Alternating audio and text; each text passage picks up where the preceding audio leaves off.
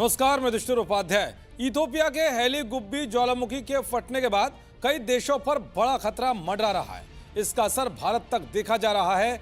12,000 साल बाद अचानक से फटे इस ज्वालामुखी से निकला गर्म राख का गुबार गुजरात, राजस्थान होते हुए दिल्ली के आसमान तक पहुंचा है, जिसका नतीजा यह है कि राजधानी दिल्ली में कई इलाकों में AQI 400 के पार पहुंच गया और जहरीला स्मॉग छा गया।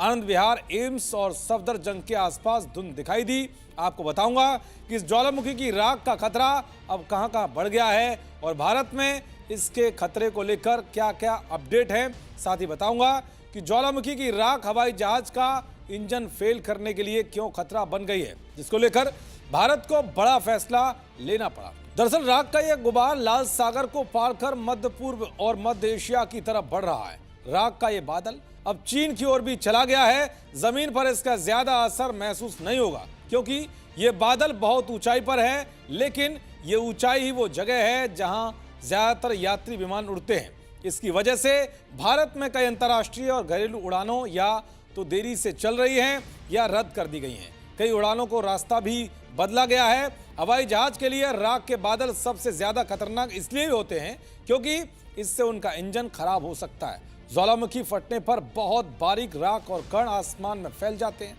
ये कण सिलिकेट नाम के बेहद सख्त पदार्थ से बने होते हैं। जब ये जेट के इंजन में जाते हैं तो अंदर के तेज तापमान की वजह से पिघल जाते हैं, लेकिन जैसे ही वे इंजन के ठंडे हिस्सों तक पहुंचते हैं तो ये दोबारा जमकर कांच जैसी परत बना लेते हैं। ये कांच जैसी परत हवा के बहाव को रोकती है। इसकी वजह से इंजन रुक भी जाता है या पूरी तरह फेल भी हो जाता है। दरअसल ज्वालामुखी की राख के गुबार ने उत्तरी और पश्चिमी भारत में एयर क्वालिटी और एविएशन सेफ्टी को लेकर चिंता बढ़ा दी थी, लेकिन अब भारत से खतरा टलता हुआ दिखाई दे रहा है।